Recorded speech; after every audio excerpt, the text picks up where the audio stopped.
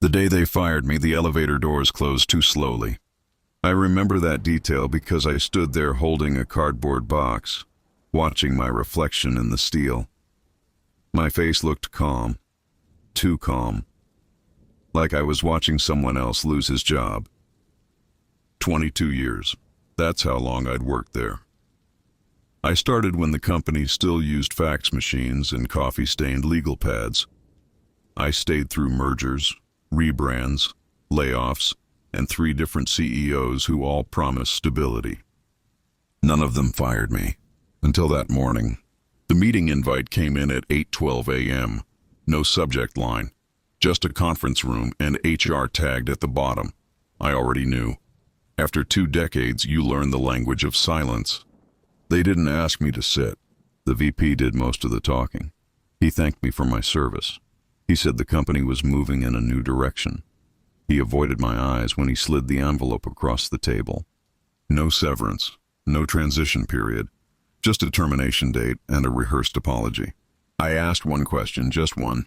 Why now? He said it wasn't personal. That's when I knew it was. Security walked me to my desk. People I'd trained looked away. A few pretended to be busy. One woman whispered, "I'm sorry," like it was something contagious. As I stepped into the elevator, I felt something shift. Not anger, not yet. Clarity. Because while they thought they were ending my story, all they'd really done was remind me of something they forgot a long time ago. If you've ever given years of your life to a place that discarded you in minutes, stay with me. This isn't just about getting fired. It's about what happens when the wrong people underestimate the quiet ones. I didn't always plan to stay 22 years. In the beginning, it was just a job. Mid-level management, decent pay, promises of growth. I told myself I'd give it 5 years and move on. Then life happened. My wife got pregnant sooner than expected. We needed stability, health insurance, a routine, so I stayed. 5 years became 10, 10 became 15. Promotions came slowly, but responsibility came fast. I became the person they called when things went wrong, when a project was failing, when a department head quit without notice. I was dependable. That was my mistake. I missed my son's first school play because a server crashed. I answered emails during family dinners. I once took a conference call from a hospital hallway while my wife waited for test results. Every sacrifice felt justified at the time. I believed in the place. I believed in what we were building. There was one year, early on, when the company almost collapsed. Cash flow issues, investors pulling out, panic in every meeting. I was asked to step in and help restructure operations. No title change, no raise, just trust. I worked nights. I reviewed contracts no one else wanted to read, buried clauses, old agreements, legacy documents from before the last merger. That's when it happened. Legal called it a retention mechanism, something to reassure long-term leadership during instability. I signed it after a brief conversation, filed it away, and never thought about it again. Neither did they. Years passed. New executives came in, old ones left. Institutional memory faded. People remembered my loyalty, but not the reason they once needed it so badly. By the time the new leadership arrived, I was just another name on a payroll spreadsheet, a cost, a line item. They didn't know the nights I slept in the office. They didn't know the decisions I'd quietly influenced. And they definitely didn't know what was still legally attached to my name.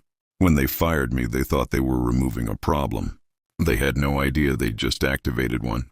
I didn't go home right away after they fired me. I sat in my car in the parking garage, hands on the steering wheel, engine off.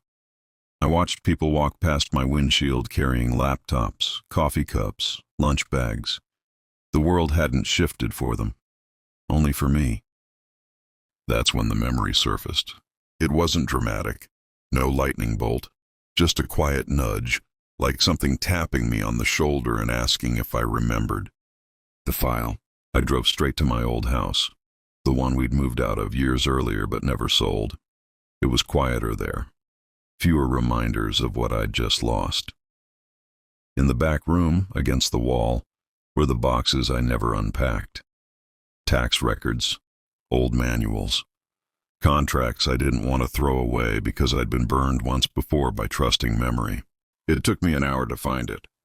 A thin folder, off-white, my name typed in a font no one uses anymore. I sat on the floor and read every page slowly, even though parts of it felt familiar.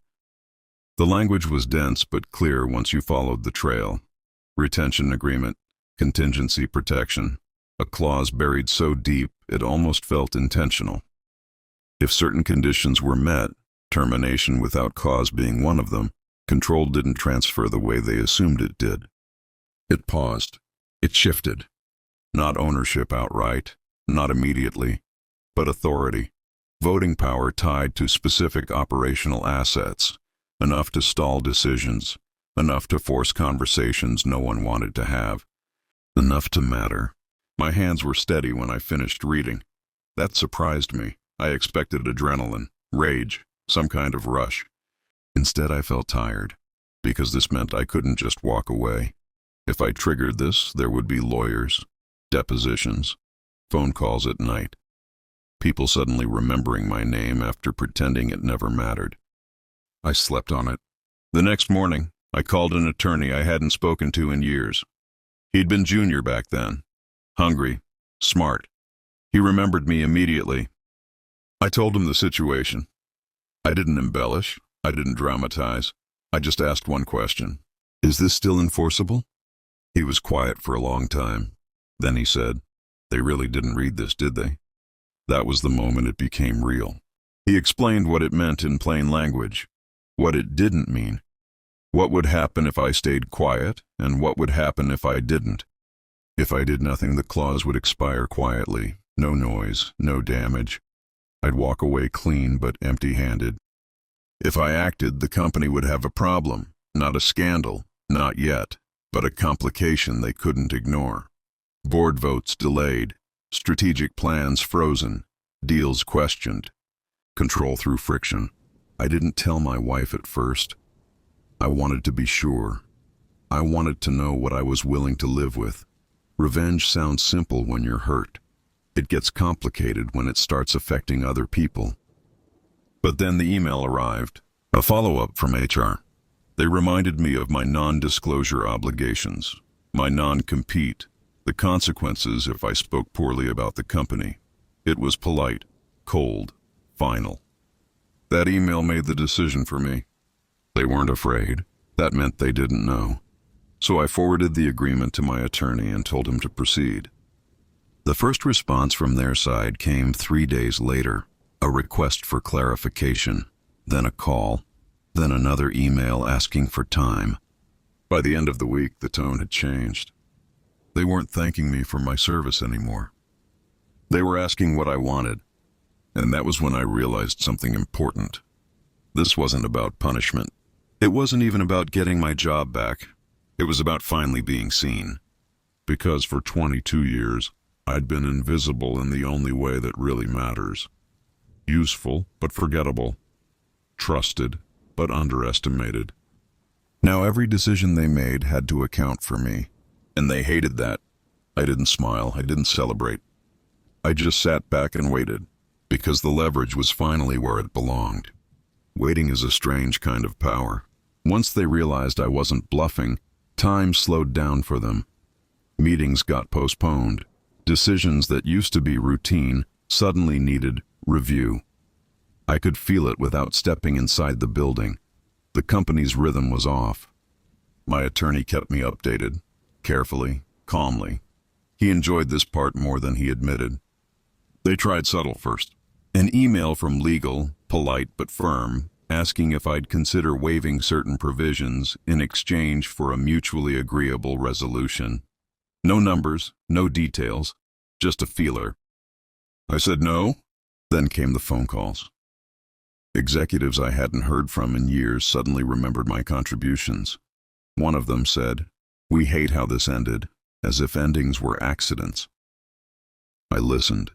I thanked them for reaching out. I promised nothing. Behind the scenes, Things escalated.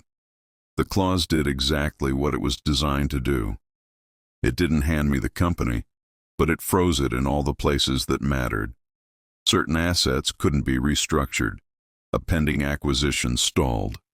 The board couldn't get unanimous consent without addressing my position. That's when the pressure shifted.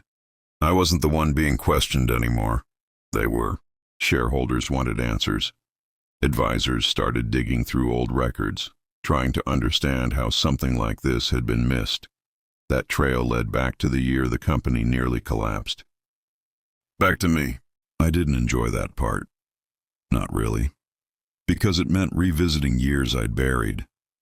Emails, late nights, decisions made under stress.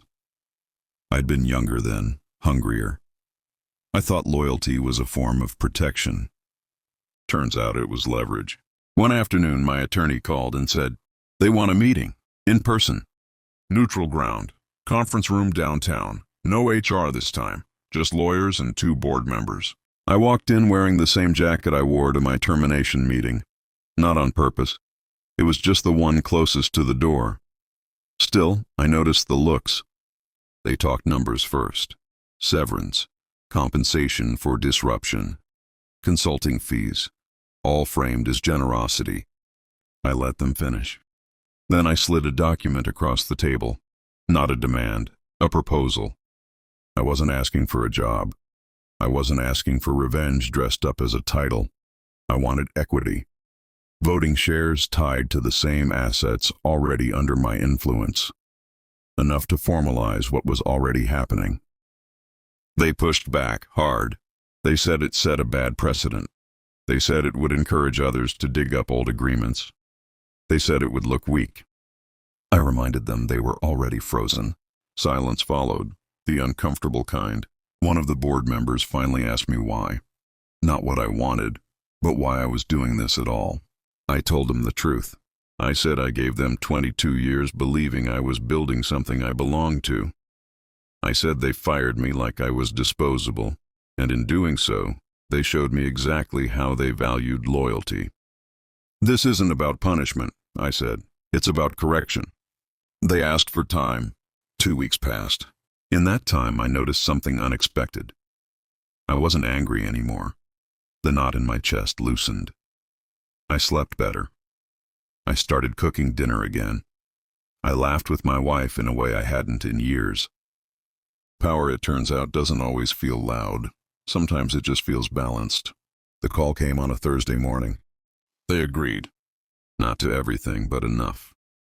Equity, voting rights, a public acknowledgement framed as a strategic realignment. No apology. I didn't need one. When the paperwork was finalized, my attorney shook my hand and said, "You know you just changed the rest of your life."